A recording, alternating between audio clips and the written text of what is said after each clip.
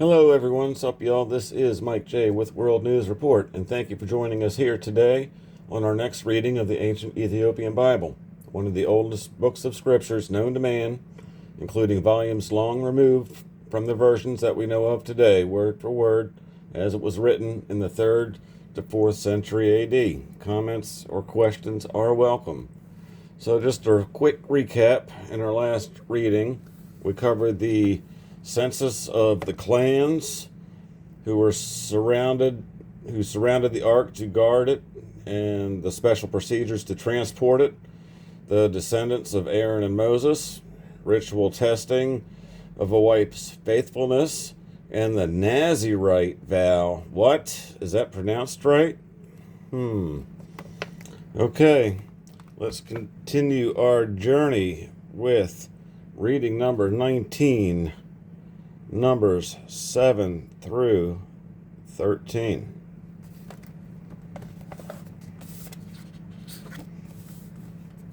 Numbers number 7.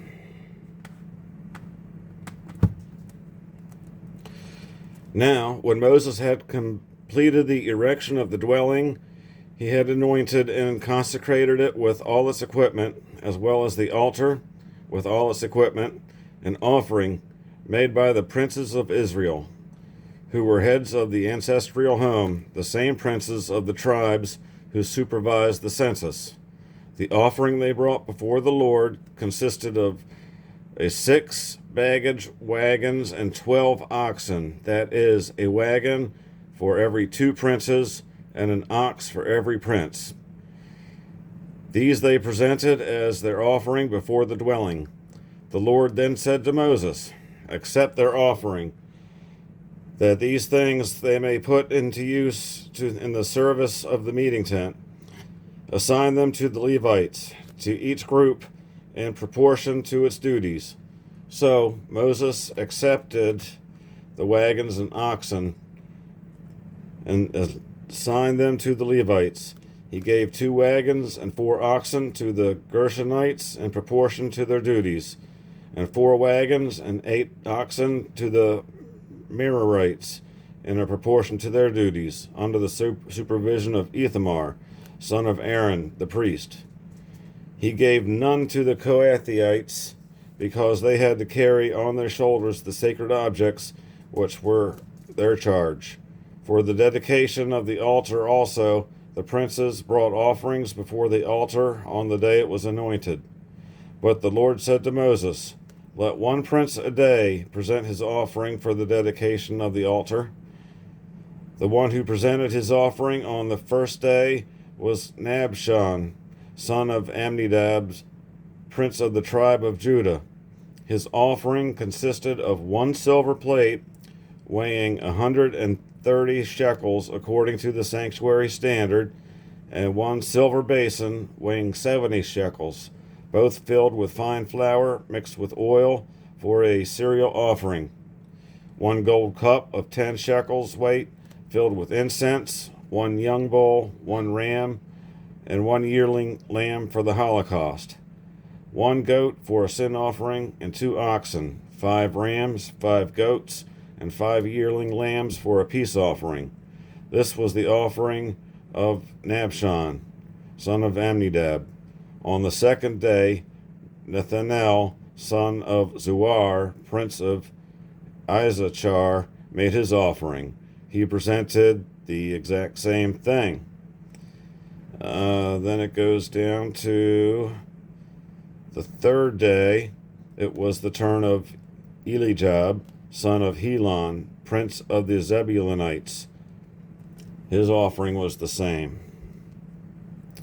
Then we get down to the 4th day. It was the turn of Eliezer, son of Shedeur, prince of the Reubenites. He offered the same. On the 5th day, it was the turn of Shelumiel, son of Jeroshadi, prince of the Simeonites. On the 6th day, it was the turn of Eliaph, son of Reuel, prince of the Gadites. Then on the seventh day, it was the turn of Elishama, son of Amnibud, prince of the Ephraimites.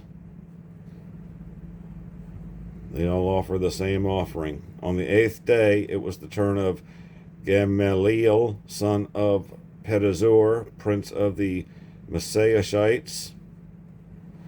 On the ninth day, it was the turn of Abidan, son of Gidoni, prince of the Benjamites.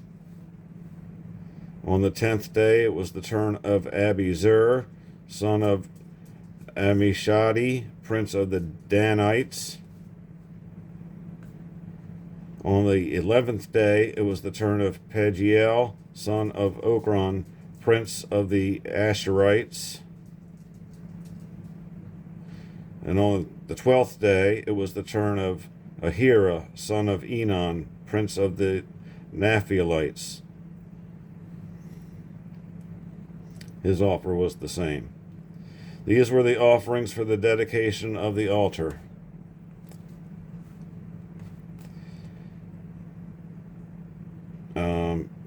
Given by the princes of Israel on the occasion of its anointing: 12 silver plates, 3 silver basins, and 12 gold cups. Each silver plate weighed 130 shekels, each silver basin 70, so that the silver of these vessels amounted to 2,400 shekels, according to the sanctuary standard. The 12 gold cups that were filled with the incense weighed 10 shekels apiece, according to the sanctuary shekel, so that all the gold of all the cups amounted to 120 shekels.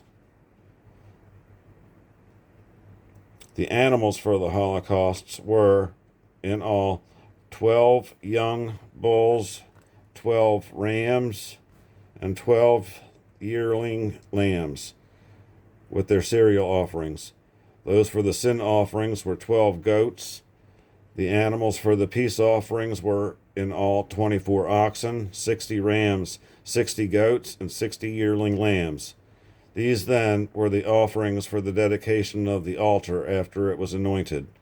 When Moses entered the meeting tent to speak with him, he heard the voice addressing him from above the propitiatory of the ark of the commandments, from between the 2 cherubim, and it spoke to him. Numbers, number 8. The Lord spoke to Moses and said, "Give Aaron this command. When you set up the 7 lamps, have them throw their light toward the front of the lampstand." Aaron did so, setting up the lamps to face toward the front of the lampstand, just as the Lord had commanded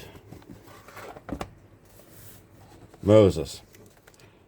The lampstand was made of beaten gold in both its shaft and its branches, according to the pattern which the Lord had shown Moses, which seems like it was pretty extravagant. The Lord said to Moses, "Tell the Levites from among the Israelites and purify them. This is what you shall do to purify them. Sprinkle them with water of remission, to have them shave their whole bodies and wash their clothes, and so purify themselves. They shall take a young bull, along with its cereal offering, of fine flour mixed with oil. You shall take another young bull for a sin offering. Then have the Levites come forward in front of the meeting tent, where you shall assemble also the whole community of the Israelites. While the Levites are present before the Lord, the Israelites shall lay their hands upon them. Let Aaron offer the Levites before the Lord as a wave offering from the Israelites, thus devoting them to the service of the Lord. The Levites in turn shall lay their hands on the heads of the bullocks, which shall be then immolated, the one as a sin offering and the other as a holocaust, to the Lord in atonement for the Levites. Thus you shall have the Levites stand before Aaron and his sons to be offered as a wave offering to the Lord. And thus you shall set aside the Levites from the rest of the Israelites, that they may be mine. Only then shall the Levites enter upon their service in the meeting tent. You shall purify them and offer them as a wave offering, because they, among the Israelites, are strictly dedicated to me. I have taken them for myself in place of every firstborn that opens the womb among the Israelites. Indeed, all the firstborn among the Israelites, both of man and beast, belong to me. I consecrated them to myself on the day I slew all the firstborn in the land of Egypt. But in place of all the firstborn Israelites, I have taken the Levites, and I have given these dedicated Israelites to Aaron and his sons to discharge the duties of the Israelites in the meeting tent to make atonement for them, so that no plague may strike among the Israelites should they come near the sanctuary. Thus then did Moses and Aaron and the whole community of the Israelites deal with the Levites, carrying out exactly the command which the Lord had given Moses concerning them. When the Levites had cleansed themselves of sin and washed their clothes, Aaron offered them as a wave offering before the Lord, and made atonement for them to purify them. Only then did they enter upon their service in the meeting tent under the supervision of Aaron and his sons. The command which the Lord had given Moses concerning the Levites was carried out. The Lord said to Moses, "This is the rule for the Levites. Each from his 25th year onward shall perform the required service in the meeting tent. When he is 50 years old, he shall retire from the required service and work no longer. His service with his fellow Levites shall consist in sharing their responsibilities in the meeting tent, but he shall not do the work. This is how you are to regulate the duties of the Levites." Numbers chapter 9. In the first month of the year following their departure from the land of Egypt, the Lord said to Moses in the desert of Sinai, "Tell the Israelites to celebrate the Passover at the prescribed time. The evening twilight of the 14th day of this month is the prescribed time when you shall celebrate it, observing it all the rules and regulations." Moses therefore told the Israelites to celebrate the Passover, and they did so, celebrating the Passover in the desert of Sinai during the evening twilight of the 14th day of the first month, just as the Lord had commanded Moses. There were some, however, who were unclean because of a human corpse, and so could not keep the Passover that day. These men came up to Moses and Aaron that same day and said, "Although we are unclean because of a corpse, why should we be deprived of presenting the Lord's offering at its proper time along with the other Israelites?" Moses answered them, "Wait until I learn what the Lord will command in your regard." The Lord then said to Moses, "Speak to the Israelites and say, if any one of you or your descendants is unclean because of a corpse, or if he is absent on a journey, he may still keep the Lord's Passover, but he shall keep it in the second month during the evening twilight of the 14th day of that month, eating it with unleavened bread and bitter herbs, and not leaving any of it till the morning, nor breaking any of its bones, but observing all the rules of the Passover. However, anyone who is clean and not away on a journey, yet who fails to keep the Passover, shall be cut off from his people, because he did not present the Lord's offering at the prescribed time. That man shall bear the consequences of his sin. If an alien who lives among you wishes to keep the Lord's Passover, he shall observe in the rules and regulations for the Passover. You shall have the same law for the resident alien as for the native of the land. On the day when the dwelling was erected, the cloud covered the dwelling, the tent of the commandments. But from the evening until morning, it took on the appearance of fire over the dwelling. Wow. It was always so. During the day, the dwelling was covered by the cloud, which at night had the appearance of fire. Whether the cloud rose from the tent, the Israelites would break camp. Whenever the cloud came to rest, they would pitch camp. At the bidding of the Lord, the Israelites moved on, and at his bidding they encamped. But as long as the cloud stayed over the dwelling, they remained in the camp.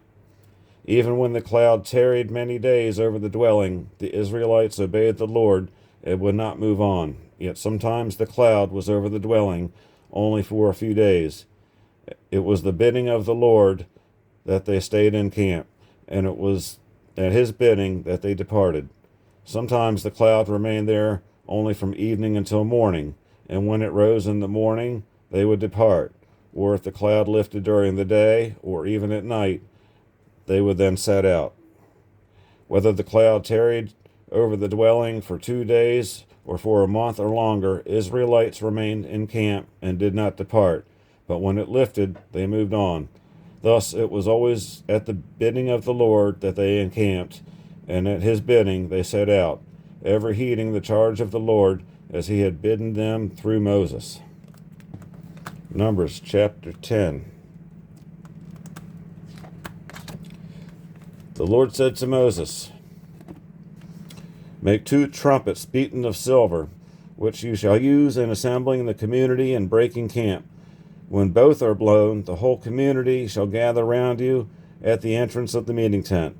But when one of them is blown, only the princes, the chiefs of the troop of Israel, shall gather round you. When you sound the first alarm, those encamped on the east side shall set out. When you sound the second alarm, those encamped on the south side shall set out. When you sound the third alarm, those encamped on the west side shall set out. When you sound the fourth alarm, those encamped on the north side shall set out. Thus shall the alarm be sounded for them to depart. But in calling forth an assembly, you are to blow an ordinary blast, without sounding the alarm. It is the sons of Aaron, the priests, who shall blow the trumpets, and the use of them is prescribed by perpetual statute for you and your descendants. When in your own land you go to war against your enemy that is attacking you, you shall sound the alarm on the trumpets, and the Lord your God will remember you and save you from your foes. On your days of celebrations, your festivals, and your new moon feasts, you shall blow the trumpets over your holocausts and your peace offerings. This will serve as a reminder of you before your God. I, the Lord, am your God. In the 2nd year, on the 20th day of the 2nd month, the cloud rose from the dwelling of the commandments. The Israelites moved out from the desert of Sinai by stages until the cloud came to rest in the desert of Paran. The first time they broke camp at the bidding of the Lord through Moses, the camp of the Judahites, under its own standard and arranged companies, was the first to set out. Nahshon, son of Amminadab, was over their host, and Nethanel, son of Zuar, over the host of the tribe of Issachar, and Eliab, son of Helon, over the host of the tribe of Zebulun. Then, after the dwellings was dismantled, the clans of Gershon and Merari set out, carrying the dwelling. The camp of the Reubenites, under its own standard and arranged in companies, was the next to set out, with Elizur, son of Shedur, over the host, and the Shelomiel, son of Zurishadai, over the host of the tribe of Simeon, and Elias, son of Reuel, over the host of the tribe of Gad. The clan of Kohath then set out, carrying the sacred objects for the dwelling, which was to be erected before their arrival. The camp of the Ephraimites next set out, under its own standard and arranged companies, with Elishama, son of Amnihud, over the host, and Gamiel, son of Pedahzur, over the host of the tribe of the Manasseh, and Abidan, son of the Gideoni, over the host of the tribe of Benjamin. Finally, as a rear guard for all the camps, the camp of the Danites set out, under its own standard and arranged in companies, with Ahizar, son of Ammishaddai, over the host of Pagiel, son of Ochran, over the host of the tribe of Asher, and Ahira, son of Enon, over the host of the tribe of Naphtali. This was the order of the departure for the Israelites, company by company. As they were setting out, Moses said to his brother-in-law Hobab, son of Reuel the Midianite, "We are setting out for the place which the Lord had promised to give us. Come with us, and we shall be generous toward you, for the Lord has promised prosperity to Israel." But he answered, "No, I will not come. I am going instead to my own country and to my own kindred." Moses said, "Please do not leave us. You know where we can camp in the desert, and you will serve as eyes for us. If you come with us, we will share with you the prosperity the Lord will bestow us." They moved on from the mountain of the Lord, the 3 days' journey, and the ark of the covenant of the Lord, which was to seek out their resting place, went 3 days' journey with them. And when they set out from the camp, the cloud of the Lord was over them by day. Whenever the ark set out, Moses would say, "Arise, O Lord, that your enemies may be scattered, and those who hate you may flee before you." And when it came to rest, he would say, "Return, O Lord, you who ride upon the clouds, to the troops of Israel." Numbers chapter 11.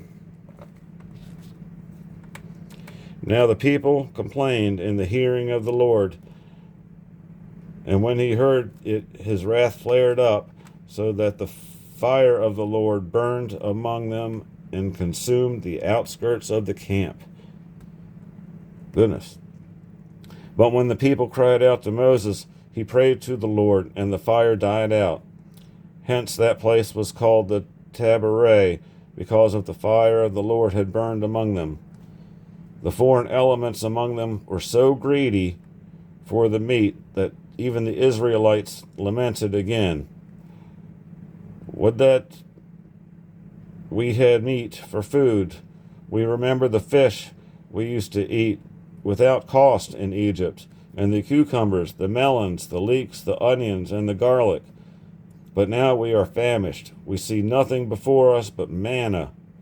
Manna was like coriander seed and had the appearance of bdellium.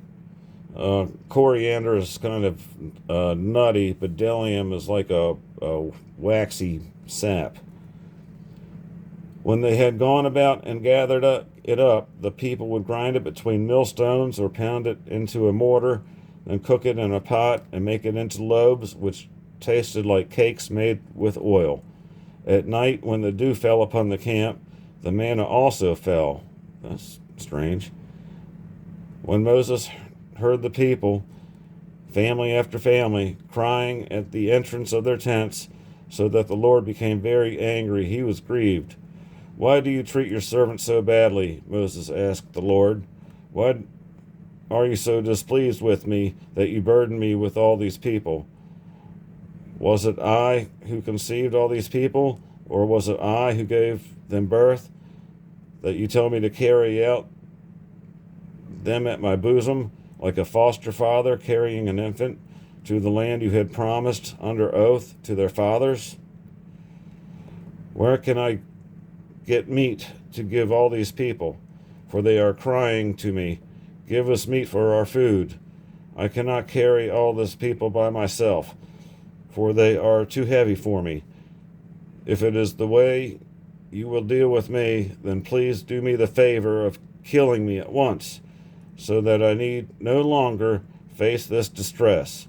Then the Lord said to Moses, "Assemble for me 70 of the elders of Israel, men you know for true elders and authorities among the people, and bring them to the meeting tent. When they are in place beside you, I will come down and speak to you there. I will also take some of the Spirit that is on you, and I will bestow it on them, that they may share the burden with the people with you. You will then not have to bear it by yourself. To the people, however, you shall say, 'Sanctify yourselves for tomorrow, for when you shall have meat to eat, for in the hearing of the Lord you have cried. What that had we meat for food? Oh, how well off we were in Egypt. Therefore the Lord will give you meat for food, and you will eat it, not for 1 day, or 2 days, or 5, or 10, or 20 days, but for a whole month, until it comes out of your very nostrils, and becomes loathsome for you. For you have spurned the Lord, who is in your midst, and his presence you have wailed. Why did we ever leave Egypt? But Moses said, the people around me include 600,000 soldiers, yet you say, I will give them meat to eat for the whole month. Can enough sheep and cattle be slaughtered for them? If for all the fish in the sea were caught for them, would they have enough? The Lord answered Moses, is this beyond the Lord's reach? You shall see now whether or not what I have promised you takes place. So Moses went out and told the people what the Lord had said. Gaining 70 elders of the people, he had them stand around the tent. The Lord then came down in the cloud and spoke to him. Taking some of the Spirit that was on Moses, he bestowed on the 70 elders. And as the Spirit came to rest on them, they prophesied. Now 2 men, one named Eldad and the other Medad, were not in the gathering, but had been left in the camp. They too had been on the list, but had not gone out to the tent. Yet the Spirit came to rest on them, and they prophesied in the camp. So when a young man quickly told Moses, Eldad and Medad are prophesying in the camp, Joshua, son of the Nun, who from his youth had been Moses' aide, said, Moses, my Lord, stop them. But Moses answered him, are you jealous for my sake? Would that all the people of the Lord were prophets? Would that the Lord might bestow his Spirit on them all? Then Moses retired to the camp, along with the elders of Israel. There arose a wind sent by the Lord that drove in quail from the sea and brought them down over the campsites at a height of 2 cubits from the ground for the distance of a day's journey all around the camp. That's a lot. All that day, get over there. Okay. All that day, all night, and all the next day, the people gathered the quail. Even the one who gathered the least gathered 10 homers, which a homer is a bushel, so that's quite a bit per person. Then they spread them out all around the camp. But while the meat was still between their teeth, before it could be consumed, the Lord's wrath flared up against the people, and he struck them with a very great plague. So then the place was named Kibroth Hattaavah, because it was there that the greedy people were buried. From Kibroth Hattaavah, the people set out for Hazeroth. Numbers chapter 12. While they were in Hazeroth, Miriam and Aaron spoke against Moses on the pretext of the marriage they had contracted with a Cushite woman. They complained, it is through Moses alone that the Lord speaks. Does he not speak through us also? And the Lord heard this. Now Moses himself was by far the meekest man on the face of the earth. So at once the Lord said to Moses and Aaron and Miriam, come out, you 3, to the meeting tent. And the 3 of them went. Then the Lord came down in a column of cloud, and standing at the entrance of the tent, called Aaron and Miriam. When both came forward, he said, now listen to the words of the Lord. Should there be a prophet among you, in visions will I reveal myself to him, in dreams will I speak to him. Not so with my servant Moses. Throughout my house he bears my trust. Face to face I speak to him, plainly and not in riddles. The presence of the Lord he beholds. Why then do you not fear to speak against my servant Moses? So angry was the Lord against them when he departed, and the cloud withdrew from the tent, and there was Miriam, a snow-white leper. Wow.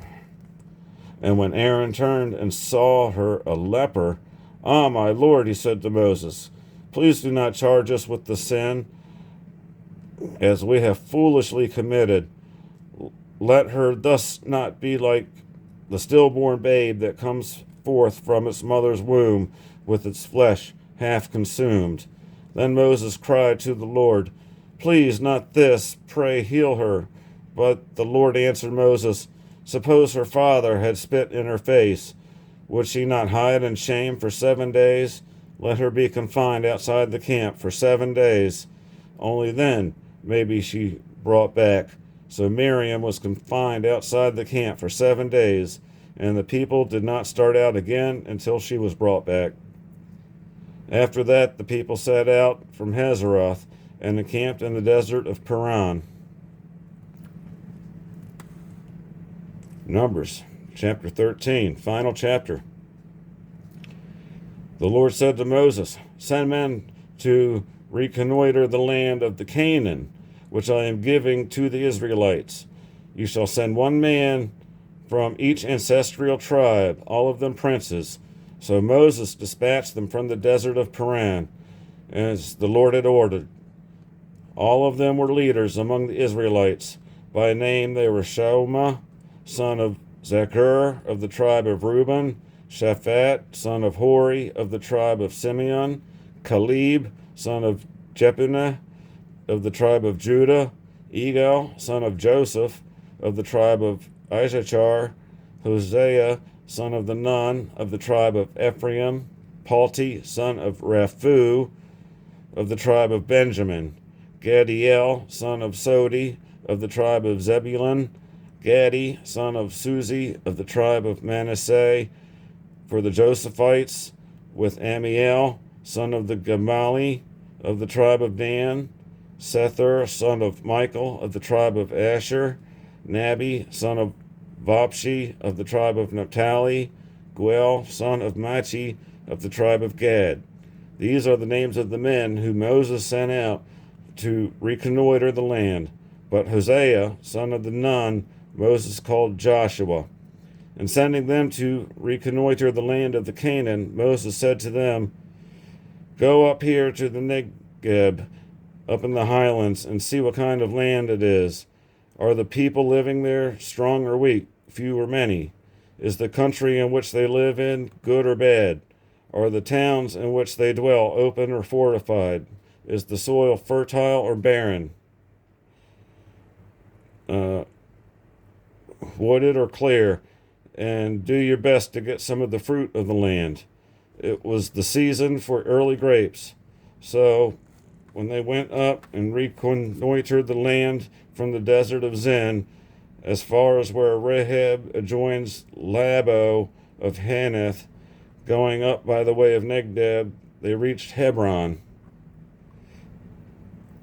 where Ahiman, Shishai, and Talmai, descendants of the Anakim, that's the Anunnaki, also referred to as the Enki in the KJV version.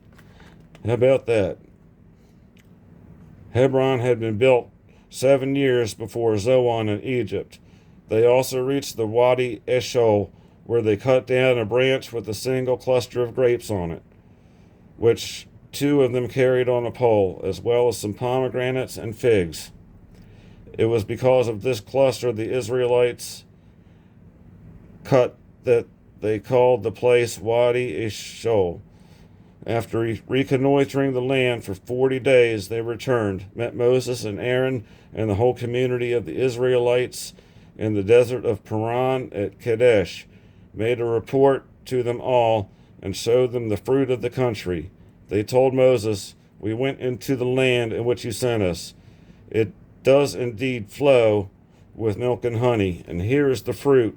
However, the people who are living in the land are fierce, and the towns are fortified and strong.